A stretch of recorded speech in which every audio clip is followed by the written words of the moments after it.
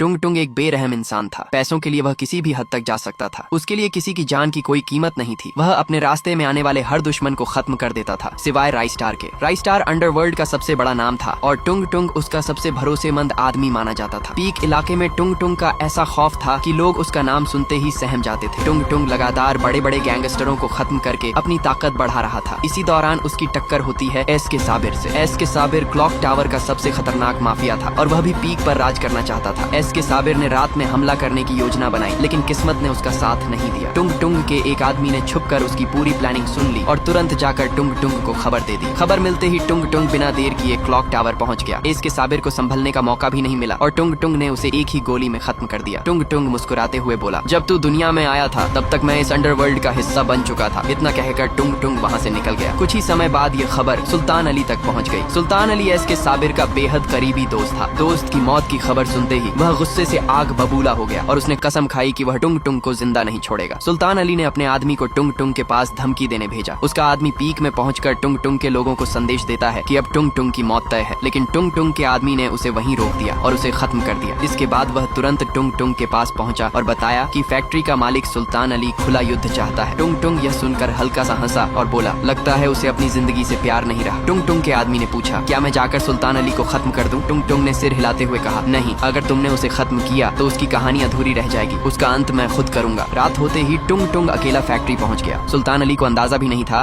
कि उसका आखिरी समय इतना करीब आ चुका है। टुंग टुंग ने उसे खत्म कर दिया और वहाँ से निकलते वक्त सिर्फ इतना कहा, तुम लोग सिर्फ बातें करते हो और मैं काम करके दिखाता हूँ, यही असली फर्क है। उस रात के बाद पूरे देश में टुंग टुंग का नाम डर की पहचान बन गया। लोग उसकी ताकत और उसके फैसलों से कांपने लगे। लेकिन कहानी यहीं खत्म नहीं होती। असली तूफान अभी बाकी है, क्योंकि बहुत जल्द इस कहानी में एंट्री होने वाली है रॉकी भाई की और उसके आने के बाद अंडरवर्ल्ड की दुनिया पूरी तरह बदलने वाली है।